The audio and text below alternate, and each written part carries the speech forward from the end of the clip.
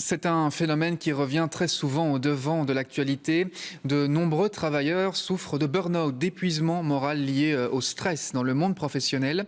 Pour combattre ce phénomène, certains utilisent une nouvelle méthode, la réalité virtuelle. Damien Roulette. Donc on va mettre le casque. Là c'est bon? Ouais. Parfait. Ce qui est assez stupéfiant, c'est que comme je ne vois pas mes pieds, j'ai l'impression de marcher sur une énorme glace et autour de moi des poissons aussi qui passent. Par banc, il y a une baleine, tiens. Cette clinique du stress a ouvert ses portes à la mi-septembre pour combattre l'un des maux du siècle, le burn-out. L'utilisation de la réalité virtuelle a pour but de créer une bulle de bien-être. Ce que là je suis en train de voir, cette expérience, elle a quoi comme influence sur mon cerveau? Vous créez des émotions positives en ce moment en étant excité de l'immensité et d'aller explorer cet environnement-là. Et ces émotions positives vont s'ancrer en vous, bien sûr.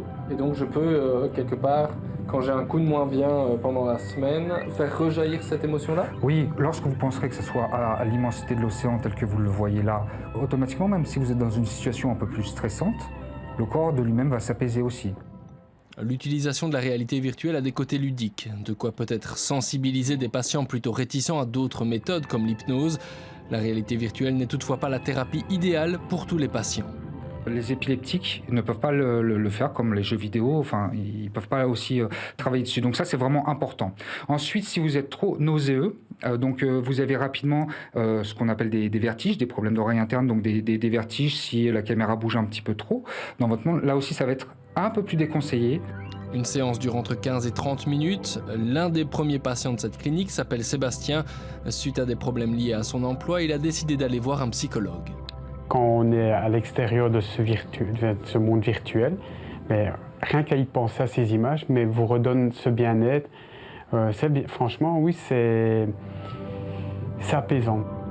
L'utilisation de la réalité virtuelle portera-t-elle ses fruits? Nous n'avons pas encore assez de recul pour y répondre. Reste ce constat, il y a une étape plus difficile dans le courant de cette thérapie, c'est le retrait du casque, le retour à la réalité. Quand on ressort de là, c'est difficile de retrouver ce monde un peu